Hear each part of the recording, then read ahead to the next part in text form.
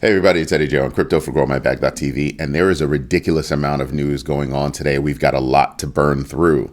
What's going on first? First, we have E&Y, Ernst & Young, EY now, has unveiled a new contract manager. And the importance of this contract manager is that it is Ethereum-based. That's right. They're going to leverage the contract management software built on the Ethereum blockchain that's going to help them streamline operations.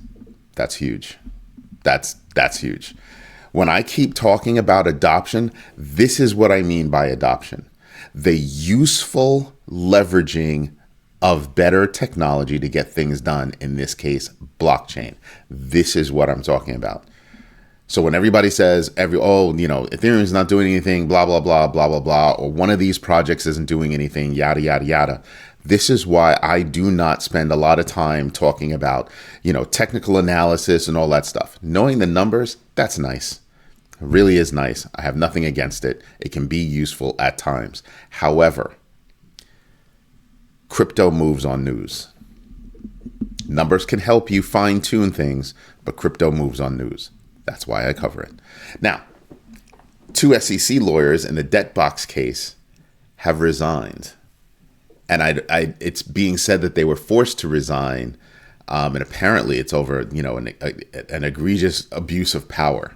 I'm going to have to get into that. Maybe I'll be able to talk about it during tonight's live stream at 8 p.m.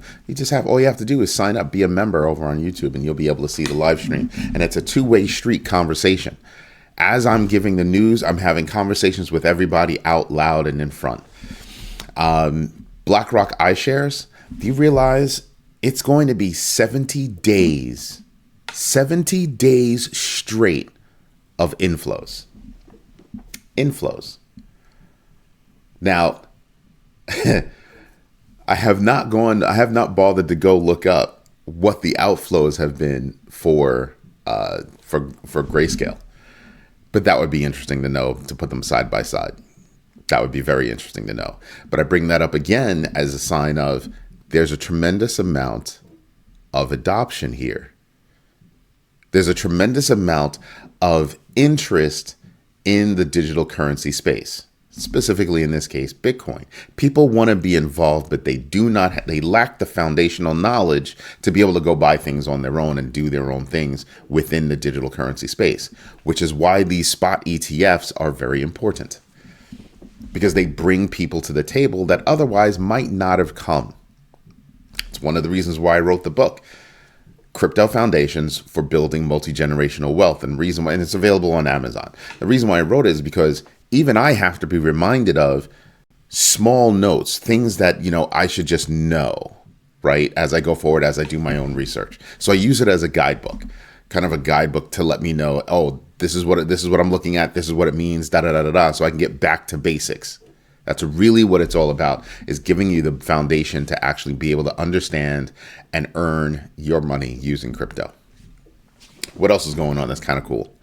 Mt. Gox. People have been waiting for Mt. Gox, getting paid from Mt. Gox for over 10 years. It's over a decade. Over a decade, people have been waiting to get paid. And now Mt. Gox is finally starting to pay its creditors. 10 flipping years. Imagine that. 10 years. I do not know at what number they'll be paying out at, because I wasn't involved in that, so I haven't been tracking it, but that's big. That's very big. And people are starting to talk about, well, if they pay out, that means they're going to sell some of the coins and blah, blah, blah, and how are they going to sell them, and all that stuff isn't going to create downward pressure. It really depends on how they sell the currencies, right? Really depends on how they sell those assets. If they sell it, just publicly sell it, yes, they could have an effect, positive or negative, right? They could have a positive or negative effect. Now, once the people get it, what do they do with it? They might choose to say, you know what? I've been waiting this long, 10 years. So imagine what those tokens were worth 10 years ago, how much they get now, and then whatever they get now, think about it, they've moved on with their lives. A lot of them might decide, you know what? I'm just going to hold on. I'm just going to hold on and let everything rise up, and then I'll sell later. in which case you're going to have a staggered impact, right?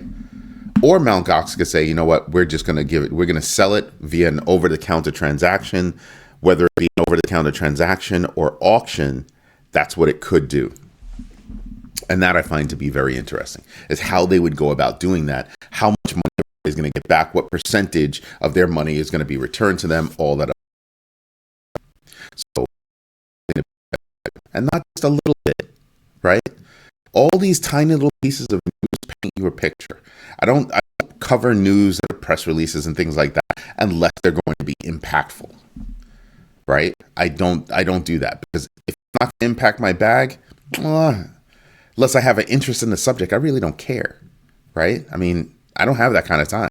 I'm an old man. I just don't have that kind of time. I mean, frankly, I just don't have that kind of patience. Anyway, what else is going on?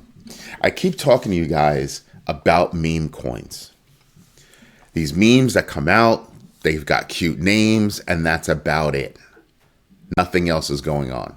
I tell you to be wary of rug pulls. I tell you to do your own research so that you know who developed the meme, how secure is that meme, what is the purpose of the meme, have they been involved in any other projects, how did those projects go, and the list goes on and on and on. But those are the big points. Those are the big points, right? I mean, you should know who developed that meme, because that might help you to determine, well, what's their end game? I develop a meme, it's got a cute name, I'm just going to play with it going back and forth. You should know how much the market cap is. You should understand what the fully diluted value is. You should also understand what is actually in circulation versus, that fully diluted value. Just all those things. Why? Because if there's a big percentage that's still being held by the person that developed the meme, stop there. That's a potential rug pull, because they're going to wait for things to go up and they're just going to keep. That's how that works. Pump and dump.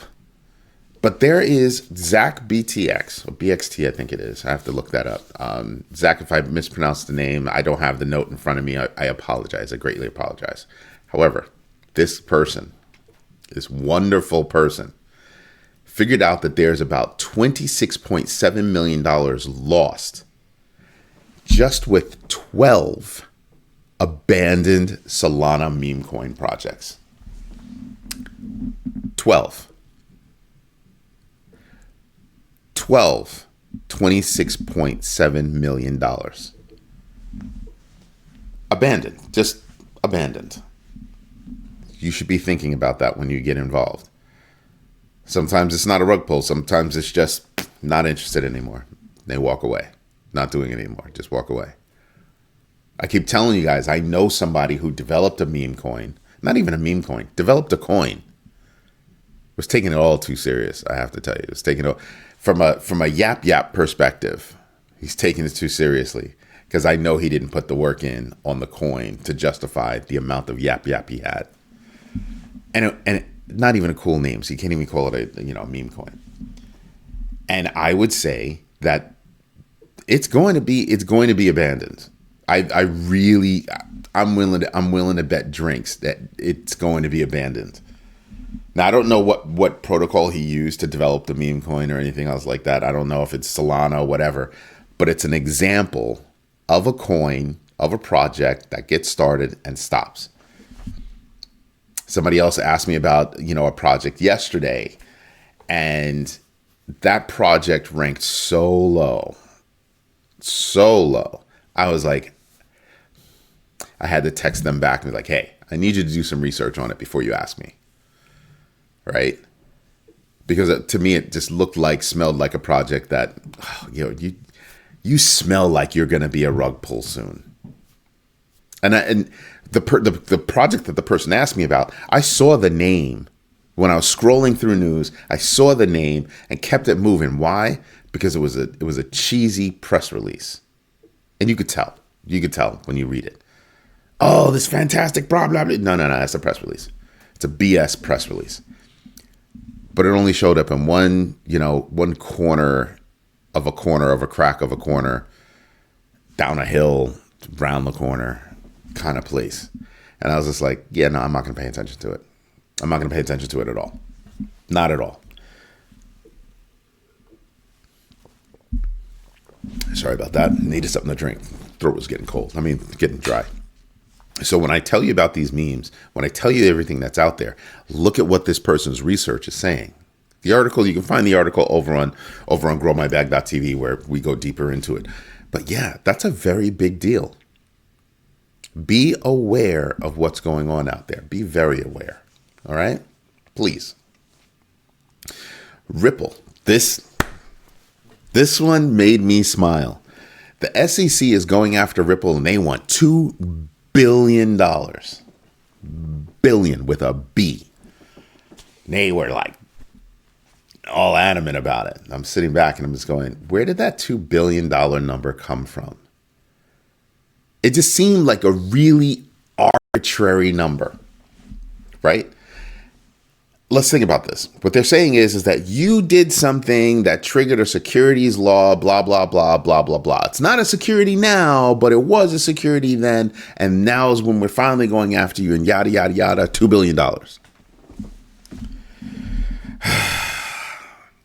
And I just cracked up.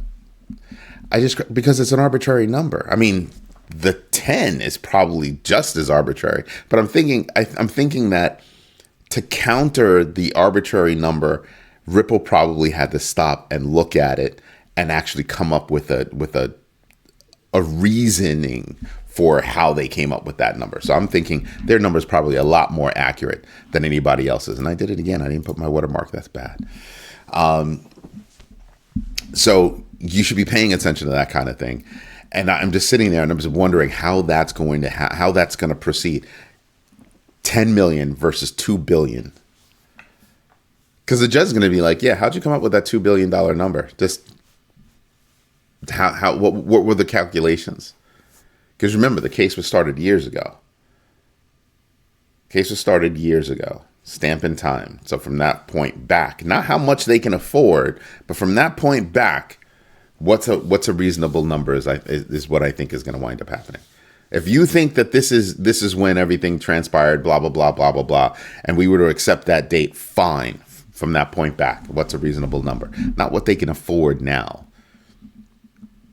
but what's comparable to what you think they did. And I want to hear that once this fine is paid, the SEC goes away and leaves Ripple alone. That's what I want to hear. I also want to hear, most importantly, what are the guardrails going forward? What are the guardrails that other projects should be abiding by going forward? Right now, if you really look at everything that's going on, it's really one of those, well, we'll let you know kind of deals. Ain't nobody got time for that. We'll let you know? Are you serious? That's really what it comes down to. Do you know how long companies have been trying to work with the SEC? Like, hey, we want to do blah, blah, blah. Can we do blah, blah, blah? I mean, look at Coinbase. Hey, we're looking to become a centralized exchange. We're looking to do this and blah, blah, blah, blah, blah. Sure, go ahead, become a centralized exchange. And now you're dealing in securities. You're dealing with securities. Why don't you go after those projects? We didn't know there were securities. That would be my stance. We didn't know there were securities because you didn't mark them as securities back then. How do you have a case? Bruh. Just saying. So when I look at this, I'm sitting back and I'm going, yeah, I definitely want to know. Excuse me, because that $2 billion number is going to have no effect, zero effect on XRP. The only thing that it's going to affect, it's not going to have a negative effect. I'll say it like that. It's not going to have a negative effect. What I think what would happen is, now Ripple is free. Ripple is free. Once this comes to a head, Ripple is free. Brad Garlinghouse and the other founders are free, right? That was already found. And now you'd be sitting back looking at, well, now Ripple is free. What's going to happen with Ripple? Oh, Ripple's going to go hog freaking wild. I mean, they haven't really slowed down all that much, but I think they're going to go hog freaking wild. And then it's only going to be a matter of time before you see that IPO happen. then you'll be able to get involved with Ripple directly as a company via stock. And I told you before, and I'm on the record as saying it, I would buy the stock. I'd buy Ripple, Coinbase, Marathon Digital, Galaxy Digital if I get my hands on it. But there are a lot of stocks that I'm like, yep. I would pay attention to all of those. So I'm waiting to see what what finally happens with that. What else is going on?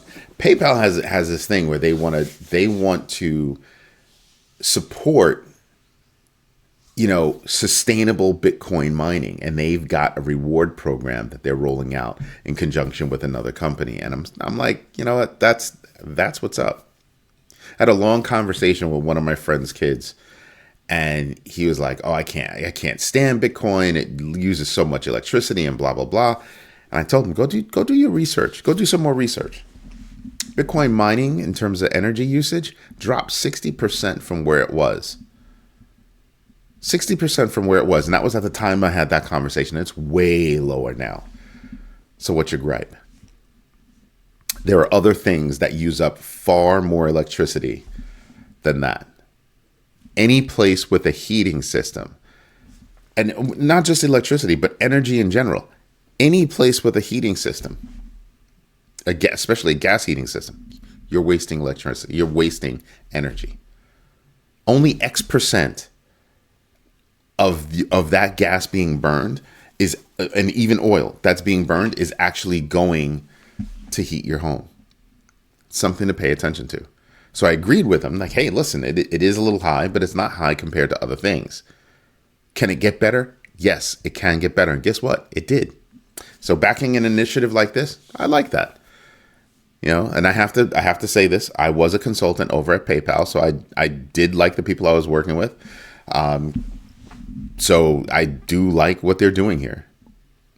So that's a big deal. Anyway, you know what we should do? That's right. We should get into the numbers. Let's get this out of your way. Don't forget, we're in serious earnings sessions right now. So we've got serious earnings that are coming out, and you should be paying attention to it, especially if you're in the stock market. Stocks, bonds, options, you should be paying attention to all of this with regard to who's coming out with their numbers for this quarter. Now, I believe we have durable goods numbers coming out tomorrow. We've got GDP numbers and jobless claims on Thursday. Also, advanced retail inventories. What else we have? Anything else on Friday? Yeah, personal income and personal usage, personal spending. And I'm suspecting that later on in the year, you're going to start to see personal spending pull back a lot. That's what I'm expecting. All right. Crypto fear and greed index. I thought it would go higher. It went lower. Yesterday it was 73. Now it's 71. Still in greed territory. So I'm not worried about it. But there seemed to be a pullback. I think there's going to be a higher number tomorrow. DeFi Llama. We're at 116. Yesterday, I believe we're at 114. So $116.5 billion in total value locked. Not bad. But I keep telling you guys, don't just pay attention to the big number here. Scroll down and see where that money is being used and how that money is being used. Right? Pay attention to the categories of each one of these projects. This is why I tell you guys this information, so that you can start to get an understanding about where the information is coming from, how to read it, how to understand it, how to use it to your advantage. Again, it's all about building multi-generational wealth. Looking at Bitcoin, it's at 66,126, well above my blue band, right? Well above my blue band, which goes from 57,686 to 63,714. And again, we're at 66,146. We're kind of back hovering between that green band that I have at 69,355, kind of hovering in between those two. I like that. Definitely like that, because it feels like consolidation is happening right now. Look how tight this is. It's been a steady movement up, but look how tight. Look how tight that range is. It feels like we're coiled up and we're getting ready to spring. That's what it smells like. That's what it feels like. What else is going on? Just taking a look at the big board. And when I look at the big board, I still see a lot of opportunities. I see a lot of opportunities. Here's a project that I don't like. I'm not a fan of. But if you're into it, I believe there's an opportunity to look at Toncoin below $6. Look at Toncoin below $6. And remember, Toncoin has created a whole new economy on Telegram. Again, not a project I am interested in. However, you got to recognize what it's doing. What it's doing is it's saying, if you're using a project on Telegram, if you're using a service, a product or service on Telegram, you're going to use Toncoin. If you're using Toncoin, those are real transactions. Those aren't meme coin transactions. Those are real transactions. People using a coin for a product or service. Boom. Just saying, just putting it out there for you. Now, if we look at the numbers going across, you can kind of see, things are starting to look good. Things are starting to pick up, right? I'm kind of liking it. I'm looking at the year to dates. I'm looking at the past 7 days, how everything's moving. BNB. Look at BNB. Nobody's paying attention to that. Green, straight across. Bitcoin, straight across. Except when I look at BNB has been on a move straight across. Wow. And doing better, doing almost better than both Bitcoin and Ethereum combined. Almost. Not quite, but almost. Like, wow. Solana, 52% in between both of them, but I think Solana is going to come back quick. It's already recovered from the 131, 128 range that it was before, all the way back up to 154. I think there's a lot more gas in Solana's tank, and we'll see what happens. Because remember, Solana's all-time high was $250. It's only at 154. Just saying. It's got a long way to go. You could see how that could happen. At this level, looking at 250, I'm not really looking at 250. I'm looking at 300. In this market, can I see 300? And my answer is yes. That's why I have a bag of Solana. So you can see how I'm looking at things. Wow. Did you see Shiba Inu bunny hopped avalanche to get back to number 11? Wow. But look at that number though. 157% up. 157% up. This is what I'm talking about by paying attention to what's going up. I always buy Bitcoin, but I buy Bitcoin for one reason. I'm going to leverage that later. I'm not going to sell it. I'm going to leverage that later. Everything else, I might sell it, right? I might trade it. I might use it. But Bitcoin, I'm not. That's a different play for me altogether. So I'm paying attention to that as well. I really am. Now, something, I keep calling it out because people keep laughing about it, but Bitcoin Cash, 96%. At 96% year to date, it has done better than Bitcoin and Ethereum combined. Who doesn't want money like that? Who does not want money like that? So during that last dip, you're doggone right. I bought some more. I added Bitcoin Cash, some more Bitcoin Cash to the bag. That's absolutely what I did. Chainlink has not been doing much, but I suspect that they will because they've got a lot of things going on. That deal with Swift is big. That's going to put them into a lot of banks, a lot of data, a lot of things that are going to be able to be tied. Remember, Chainlink is the world's largest oracle. So they've positioned themselves incredibly well to add to that data pool. It's going to be amazing, I think. Now I keep looking at Polygon, just slowly sliding. I need Polygon to wake up. It's one of my favorite projects. I just need them to wake up. Because I will probably cry if it slips below Internet Computer. I will probably crawl up under my desk and go into a ball and cry. Just joking. Anyway, this is Eddie J on Crypto for GrowMyBag.tv. Feel free to send me some super thanks on YouTube. Join the community because it helps me do all of this work and all this research to bring it all to you. I will be traveling this week, Thursday and Friday of this week. I don't get back until Sunday. But I'm traveling this week, so I will probably be doing my videos from location, right? It'll be down in DC. So if you're in the DC area, tap me. Let's see if we can go have drinks or something. I hope you have a good one. If you have criticisms, keep them to yourself. If you have critiques that can help me get better, I greatly appreciate those. And don't forget, Check everything out on growmybag.tv. Have a good one. Bye-bye.